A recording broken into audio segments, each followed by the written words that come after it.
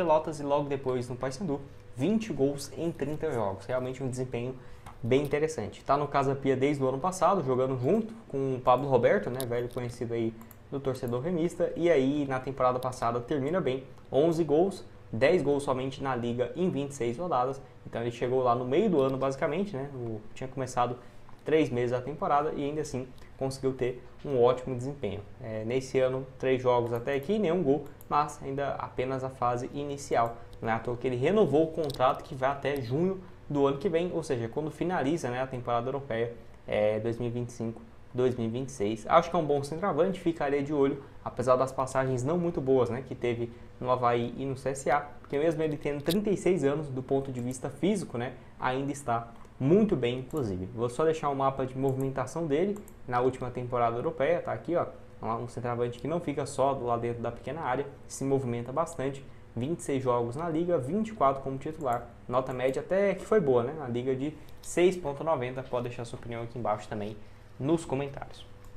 Essa história envolvendo o Bergson, então, aí surgiu, de que teria, né, esse interesse, lembrando, nada de proposta oficial ou algo nesse sentido, 34 anos, igual eu falei, é um centroavante que aqui no Brasil teve um grande destaque também no rival em 2017, no Paysandu, 28 gols em 47 partidas, e aí logo depois foi o Cassiano, né, e depois o Nicolas, então foram 3 centroavantes aí que a torcida ficou bem marcado, né, com essa boa passagem. Anteriormente ele já tinha vivido uma fase boa pelo Náutico, mas nada demais. A grande virada de chave foi realmente a passagem dele no Paysandu e contratado pelo Atlético Paranaense, onde foram números razoáveis, né? Ficou por lá um ano, somou aí então 11 gols em um pouco mais de 45 jogos, foi emprestado para o Ceará, passou também pelo Fortaleza, jogou nos 2 rivais aí, onde não foi muito bem, né? Por nenhum.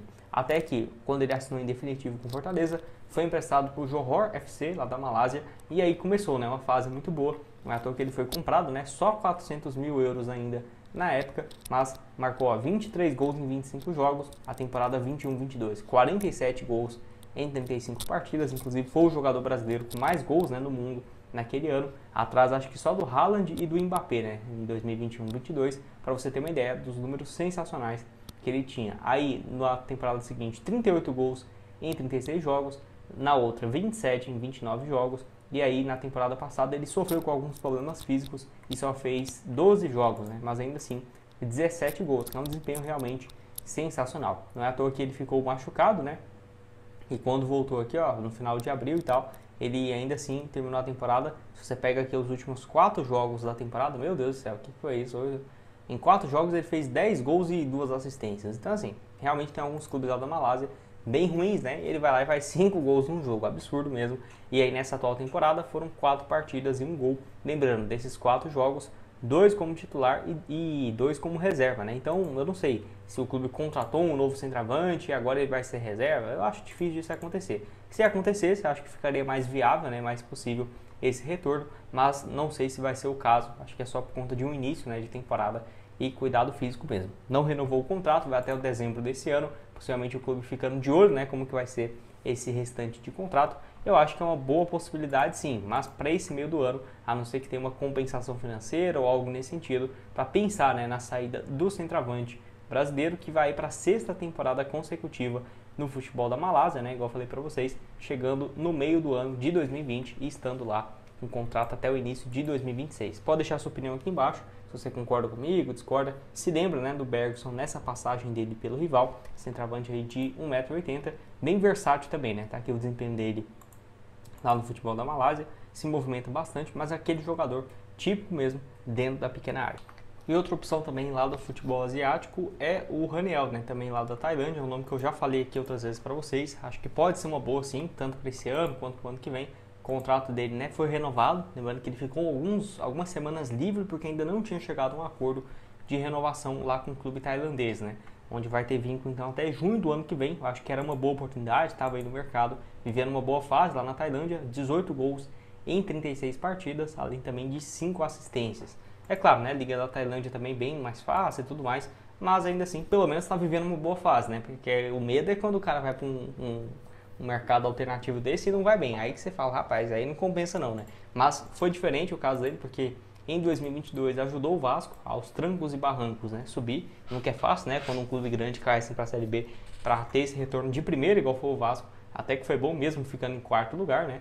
Então, naquela ocasião ele marcou 10 gols em 31 partidas, começou o ano muito bem e terminou, ficou o meio do ano muito ruim dele, né? Não é à toa que se você pega aqui os últimos 10 jogos na Série B, ele só marcou 2 gols, então, e 2 assistências, mas ainda assim, um desempenho bem abaixo do centroavante do Raniel, que aí depois volta para o Santos, só fez 2 partidas, passou no futebol chinês, segunda divisão da China, foi bem, depois passou rápido lá nos Emirados e agora indo para o segundo ano no futebol da Tailândia. Eu acho que é um bom jogador sim, eu ficaria de olho, pode deixar sua opinião aqui embaixo nos comentários. Está aqui um mapa de movimentação, cara que se movimenta bastante, né? Até porque tem muita agilidade, tem 1,82 m, tá aqui o desempenho dele e também pelo Vasco na última edição da Série B, aqui está a Série A, deixa eu pegar aqui a Série B, nota média de 6, com 1 gol e uma assistência, e a Tom Benz foi eliminado e estava aí à disposição no mercado desde o dia 28 de julho, né? E aí foi anunciado então pelo Volta Redonda, onde já soma 3 partidas até agora na Série B, com uma média bem interessante, né? Não marcou nenhum gol, nenhuma assistência, mas tem jogado bem, já assumiu a titularidade no último jogo aqui, ó, contra a equipe do Ferroviária, teve uma nota média de 7,50, uma média de 7,10 desde quando chegou no Volta Redonda, nome bem interessante, eu ficaria de olho nele, por exemplo, para o ano que vem. Atacante que só tem 22 anos, ponta de velocidade, eu acho que era uma posição que o Remo está bem carente, para ter um complemento de elenco, né? Eu acho que faltou ainda nessa janela um jogador com uma característica parecida. Lembrando que no ano passado ele tinha feito um início bom pelo Cruzeiro, né? Inclusive marcando gol contra o Atlético Mineiro e tudo mais, que colocou muita moral em cima dele em 2024, 11 jogos, 2 gols e também foi emprestado para o Mirassol, conseguiu o acesso disputando a Série B, mas foram poucas partidas, né? Realmente por lá no Mirassol foram apenas 4 jogos, tá? Que é a reta final dele com a camisa do Mirassol, né? Do Campeonato Brasileiro também pelo Cruzeiro e marcou até alguns gols aqui, ó. Foi na equipe sub-23, tá? Pelo Mirassol e aí pelo profissional mesmo somente 5 partidas naquela Série B e 82 minutos somados. Bom nome, acho que o Remo acabou perdendo essa oportunidade para ter ali um bom jogador para disputar, né? Ou talvez até o Pedro Rocha jogar junto aí com o João Pedro. Outro que tem sido especulado, Pedro também, né? O Pedro Vitor, inclusive tem sido especulado no rival, no Paysandu. Não deve ser fácil esse acordo, até porque ele tem sido titular lá na Coreia e tem contrato até o final do ano. Eu ficarei de olho também, ponta direita, ponta esquerda, que teve uma boa passagem de 1 ano e meio, né? Pelo Remo, saiu no ano passado. Tinha no total 8 gols marcados em um pouco mais de 54 jogos, além de 2 assistências. Tem sido especulado em alguns clubes aqui também do futebol brasileiro. A verdade é que o time dele não vive uma boa fase também lá na Coreia do Sul e tem contrato se encerrando no final desse ano, ou seja, já estamos agora quase em setembro, né? O contrato dele só até dezembro, pode assinar um pré-contrato e chegar de graça, ficarei de olho também para a sequência da temporada, independente de onde o Remo estiver. Ano que vem está na Série A. Se assinar um pré-contrato com ele, ainda acho que conseguiria ser um bom reserva, se continuar na Série B também, né? Da mesma forma, pode deixar sua opinião aqui sobre o Pedro Vitor, que lembrando, depois de uma boa passagem pelo Náutico, foi contratado, né, pelo Remo e ainda pertencia ao Fortaleza, que foi quem o negociou com o futebol da Coreia do Sul. Bom, falando aqui sobre o assunto principal do vídeo, que é a respeito do Alex Teixeira, onde o atacante do Vasco não tem conseguido jogar e é uma possibilidade aí no mercado. Contrato também só até o final do ano e está numa fase bem estranha da carreira. Eu sinceramente até pensei que ele iria aposentar, mas não foi o que aconteceu. Só para você ter uma noção, o último jogo dele foi no dia 12 de julho, né, pelo Vasco, num jogo contra o Botafogo. Entrou aí faltando 29 minutos para acabar o jogo. Então, pra você ter ideia, desde quando voltou a Copa do Mundo de Clubes, ele só jogou essa partida e antes, até que vinha sendo utilizado antes da mudança de técnico, né? Desde quando chegou realmente o Fernando Diniz, ele tem sido muito pouco aproveitado. Só para você ter uma noção, nessa atual temporada, fez apenas jogos no campeonato estadual como titular e na Copa do Brasil bem ainda em janeiro, fevereiro, totalmente fora dos planos do Vasco, porque ele já está num vai e vem há muito tempo no Vasco da Gama, né? Tanto que ele foi contratado somente a pedido do Coutinho no ano passado.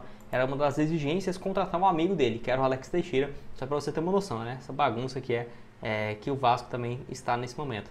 Ele chegou naquela Série B para o Vasco e já não tinha ido muito bem, então assim, eu acho que é um jogador que eu contrataria, mas um contrato de produtividade e tal. Não acho que ele chegaria para ser o craque, o Alex Teixeira de 6, 7 anos atrás. Tanto que pelo Vasco naquela Série B ele foi mais reserva do que titular, né? Foram 15 jogos, 2 gols e uma assistência. A gente pode até puxar os números aqui dele, ó, naquele Brasileirão da Série B de 2022. Tá aqui, ó, ponta esquerda, ponta direita, 15 jogos, apenas 8 como titular, 2 gols e uma assistência. Aí a torcida já não queria a renovação de contrato dele em 2023, foi lá, renovou, até que teve números melhores, mas foi sempre um reserva ali na posição, tudo bem, fez um bom papel, 35 jogos, 4 gols e 6 assistências. Aí todo mundo pensou, agora ele vai aposentar, né? Foi, não renovou com o Vasco e tudo mais. Janeiro, fevereiro, março, abril e tal. Quando chegou no meio do ano, uma das exigências, né, do Coutinho, igual eu falei para vocês, era de contratar ele e o Souza, volante, se eu não estiver enganado, agora eu vejo isso aqui para vocês. Aí então ele foi contratado em julho e na reta final do ano passado somou 9 jogos, 1 gol e uma assistência, ficando mais uma vez para 2025, onde não tem conseguido ser aproveitado, né? Então, Alex Teixeira está totalmente fora dos planos do Vasco da Gama. Dá para ver aqui também que nos últimos meses, né, ele tem jogado um pouco mais centralizado do que em outros momentos da Série B. Se você pega o Brasileirão dele de 2023, mais pelo lado esquerdo, do ano passado um pouco mais centralizado, né?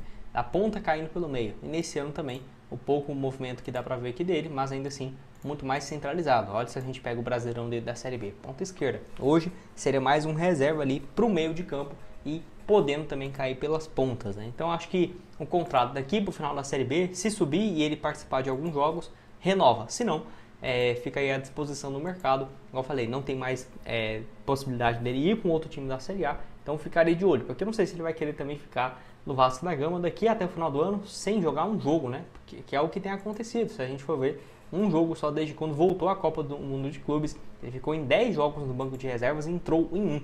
Então até para o jogador acho que fica ruim, até porque ele não tem um salário baixo, né? Não está ganhando 100 mil, um contrato de produtividade no Vasco, tem um salário até aqui considerável. Pode deixar sua opinião aqui embaixo nos comentários se vale a pena ou não. Agora é diferente, né? Ele tem que rescindir, ganhar menos talvez no Remo e um contrato curto na Série B, então eu não sei até que ponto essa negociação seria viável, a não ser que o Alex Teixeira tenha, né, em mente continuar jogando. Então, quero jogar esse ano que vem, ainda acho que tem lenha para queimar, aí tudo bem. Acho que valeria uma aposta, né, tanto para ele quanto principalmente para o Remo. Jamais ofereceria um salário gigante, contrato de 2 anos, porque ele não tem conseguido entregar tanto assim, mas a exigência na Série A, né, muito diferente do que se ele tivesse um contrato para essa reta final de Série B e até o final do estadual do próximo ano.